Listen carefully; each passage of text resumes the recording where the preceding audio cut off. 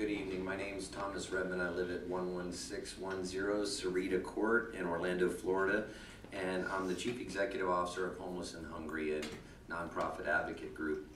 I'm here to represent the homeless people because here's what we have going on. I had a meeting with one of the county councilmen where they told me that they knew Daytona Beach could not get the money for safe harbor from the other cities and they're waiting for you to fail. And so here's what's happening. People are suffering every night on our streets. We have no safe place for them to live. There's no safe place for them to live. Nobody seems to care. Not the people that want to advocate for safe harbor. They're not standing up here talking to you saying, what are we going to do in the interim? And it seems to be everybody's consensus in the news and everywhere else that nothing's going to happen. So that makes me very distressed because we have a lot of people that are suffering on the streets. And here's the thing. I have a minute and a half to convince you to divorce yourself of what you're doing now. The current consultant offers the same basic advice to every city, and I've called every city and I've talked to what's supposed to be his crown jewel in San Antonio. Using a shelter as a strategy to end homelessness is flawed because people in the shelters still count as homeless. They're not homeless when they're in the shelter. Every statistic that the current consultant gives is not factual. The statistics at Pinellas Safe Harbor show arrests have increased every year. There was no reduction in jail population. Last year they had 5,400 plus customers. 3 people were gotten out of homelessness. 4,400 of over 5,000 people were dismissed for rule violations. This is a jail diversion model. I have sent you 5 letters trying to explain to you that in the national media, this gentleman is considered a fraud. I am standing in front of you, not to tell you, because I've been telling you in writing letter after letter since November, and nobody will let me brief them except 2 minutes. I have to drive 3 hours to brief 2 minutes. You guys are irresponsible. We need to look at the homeless problem. We need to get the homeless a place to sleep that's safe now. And we need to have a plan for all the homeless in Volusia County that's run by the county, because it's not the city's job to bring 16 cities together. Thank you. Our next speaker is Mike Pastore, and on deck is James Harper. Well, good evening, everyone. Michael Pastore, 400 Fremont, Zone 3, also known as Pastor Mike. I am a homeless advocate. At the last strategy meeting, Volusia Safe Harbor was on the agenda, but code enforcement's concerns took up most of the time. At the very top of the professional services contract with Dr. Marbut, it states a primary goal of the contract is to obtain sufficient funding and related commitments necessary to ensure the construction of Volusia Safe Harbor. I believe some multitasking is in order. We're a year away. I'm thinking of some modifications, and Dr. Marbut and I have been in touch about my suggestions for a 3-pronged approach to the issue. 100 beds temporary shelter in less than 6 months. That means before Christmas. Emergency shelter 250 beds in 24 months, and 100 units of supporting housing as soon as possible. I meet with a Sarasota investment group in the morning. We need some relief. This approach mirrors what he's suggesting in other places and can satisfy most of the critics. I believe that it will satisfy most of the critics. Expect a pro forma white paper before the next Homeless Committee meeting on June 26. When I visit neighborhood groups, Santa, Save Our Neighborhoods, Bel Air Group, Beachside Neighborhood Watch, Comstat, I'm often accosted by citizens who want to know what the heck is going on. The conversation at times gets heated. In fairness to Mr. Chisholm, putting in a requirement that community engagement as part of the planning process does not come naturally to him. A dearth of information has allowed the naysayers to try to smother this baby at birth. This is just too important to allow that to happen. To paraphrase President John F. Kennedy, success has 100 fathers, but failure is an orphan. Allow me the honor of bringing a successful plan to fruition. Shelter can't wait. I will be in touch. God bless. Ask him for permission. I don't care. He's the one that has to. I don't have a problem with it. I've had Tom on the radio, and and everything like that. So tell me, what makes your plan? Because Anthony's plan, although I didn't agree with it 100%, was much closer to what we need. I don't know what you're talking about because that was the first I heard of it. Well, here's my opinion. Okay, Daytona Beach has got legitimately 150 nightly homeless, because I'm taking that number as the average number of people that sign up for cold shelters in the wintertime. Okay, so this posturing that says that it's a countywide problem, what that is a code phrase for let's sweep the homeless. Let's sweep the homeless out of downtown, off of Beach Street, out of the parks, and west of the Green Curtain, out in the county. All right, so I feel that the city of Daytona Beach has to take ownership of their homeless population. All right, so that the idea that there is no sentiment for a downtown shelter or a shelter within the city limits has got to be blown up. They got to do it, and we got to do it with public awareness campaign. They have to come to grips with the fact that the surrounding cities are not enamored of kicking in money to solve what they perceive to be Daytona Beach's problem. It is Daytona Beach's problem. Here's why. The people that are homeless in Edgewater, New Smyrna, out in the county, they're living in the woods and the land, they're not helped by this shelter. Truthfully, what it's going to do is it's going to get a small group of folks a place to sleep for the night. The problem that we have is that's not where we need to spend $10 million, because I have to say this. I'm looking at other cities spending $10 million and what it's doing for them, and it's not building them one overnight shelter that doesn't have permanent housing already paid for. I'll just say that. And to give any nonprofit 4 acres of county-owned land and a $10 million building without any competitive bidding, I'll tell you right now, I know a lot of nonprofits for $10 million can sweep a lot of people off the streets with full services and give them housing. Yeah, there's also some talk about these consulting companies for Corrective Services of America.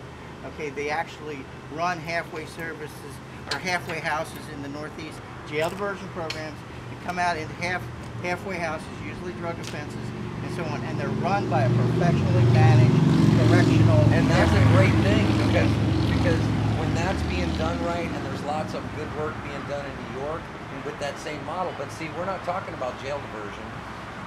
If we're talking jail diversion, I think that if somebody asked me, is Volusia Safe Harbor a good jail diversion model, I'd say heck yes. I wouldn't say it's good for the homeless, because here's why. A lot of the homeless, I'll just say this, the advocates besides you, Mike, that I talk to tell me most of the people won't stay in that shelter. The people themselves tell me they don't want that shelter all the way over there next to the jail. So the advocates are pushing for what the homeless don't even want themselves. Is that disagreement? Well, no, I have an absolute thing.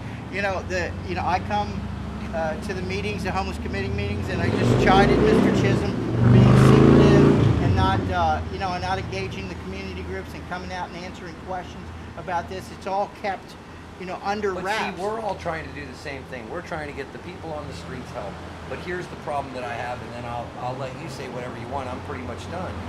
The problem that I have is that since 1999, they've been making laws. It hadn't worked. It hadn't worked in any city in the nation to try to do it through laws, okay?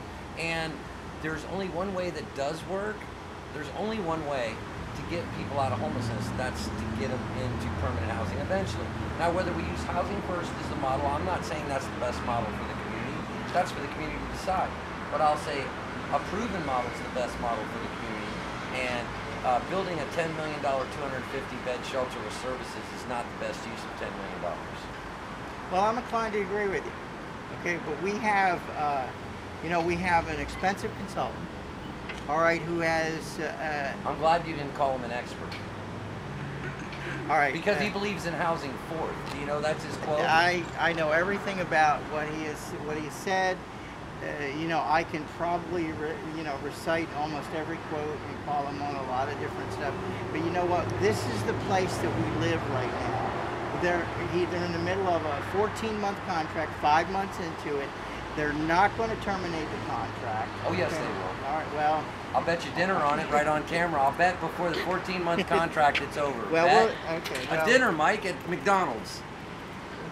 I got you on tape. You're gonna buy, brother.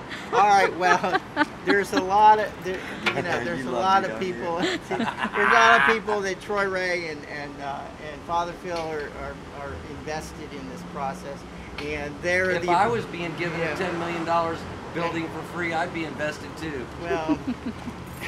No, really. Where Well, are my- they tonight to fight for the homeless okay. getting a place to sleep? Okay, because they're working behind the scenes with the homeless committee. The next meeting is not until June 26th. The problem that I have with Dr. Marvin is that he's over in Sarasota picking up a $17,000 check.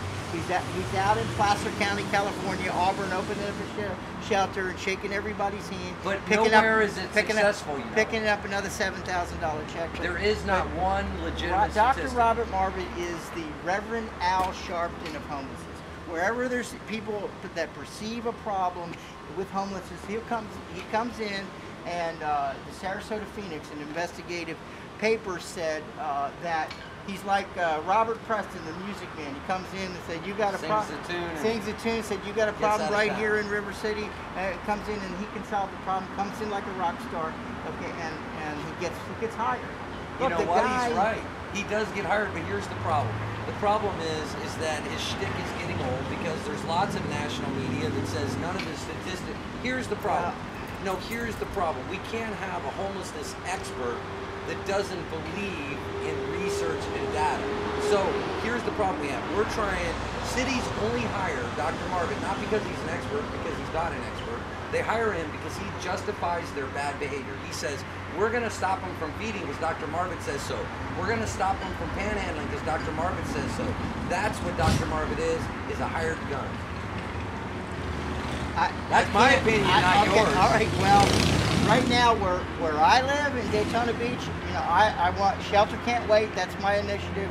All right, I want to shelter. Oh, by the way, since she's taping this, I want everybody to know because this is going to go on my Facebook page. All right, I good. guarantee I'll be it. sending it to you too, Okay, so have good. I fun. guarantee this is And I'll that put it Shelter on mine, Can't too. Wait is a good idea. There's going to be a petition. You know, not me and Pastor Mike don't see a lot eye to eye, but we both agree the homeless immediately need a place to live. And since we're the only two that are coming to the courthouse trying to get people a place to live, I am supporting Pastor Mike's petition. Change.org petition. It's called Shelter Can't Wait. You go to DaytonaHomeless.com, and then it says it says Change.org petition. And you'll Just click find a on that. link on my webpage. Absolutely, too. you'll have a link on the webpage as well. Sign the petition. We're urging faster action. I'm pushing them. I told them I want a safe place to sleep for my homeless brothers and sisters before Christmas. I don't want them to go through another cold winter. All right, another cold winter going to churches all over out of the area, being bussed and then thrown out at 6 o'clock in the morning. I want a temporary shelter, a special use permit for a year's duration and until they figure out what they want to do on a county basis. I believe this is the county's responsibility. I don't think it's like Tom said, I don't think it's the city of Daytona Beach's responsibility, you know, to go out to the surrounding cities, and ask for money, because Port Orange says that, oh, we don't have a homeless problem. Port Orange says, why should we kick in money to solve Daytona Beach's problem? So that's where this plan could potentially fall apart. Okay, Yeah. let me say my 2 cents and we got to end the video. All right, go ahead. All right, here's the deal, people, okay? You know, the truth, the solid truth is this. Without your involvement in Daytona, every night as these commissioners go home and they sleep in their nice comfy beds, there are people on the streets, and it should be your priority as well as their priority to take care of that initially. That doesn't cost any money to make some procedure that's safe for these people, because currently there's only 16 shelter beds in the town overnight, and there's way too many people to fill them. So we have If you to give could them... pan over there, we could put 100 people in this courtyard right here and sleep with a monitor and security, and they would be safe. Did I interrupt your speech? I'm sorry. I'm kidding, Mike. I'm kidding. I love you, man. All right, so here... No, I do. gotta go. Okay, All right. take it easy. Okay, let's go. We'll get it. I'll get the video to you on a Okay, link. buddy. Oh, I Thank will you. send it to you. Don't Thank worry. you, I'll make Michelle. sure because we've. Okay, so here's my bottom line. We have the county who should be uniting all the cities to one plan for the county that takes care of the entire county's plan on homelessness. DeLand is not going to pay for a shelter in Daytona. DeLand has their own homeless problem. You know, Pearson doesn't have enough money to even think about it. New Smyrna, we can go through all 16 cities, but what's going on is this. The county says, we'll fund it if you get all these cities to commit to funding it for 5 years operating. They know that's going to never happen. I had Deb Denny's tell me in a meeting, we know they're going to fail, we're just waiting for it to happen. So here's what's happening. We're paying an expert $7,000 a month. Give me $7,000 for Pastor Mike to go feed people with. Don't give it to an expert who is not going to accomplish anything but take our money like he's done in every other city. I hope you guys will get involved, and I won't be down here at this city council meeting by myself ever again. Thanks, guys.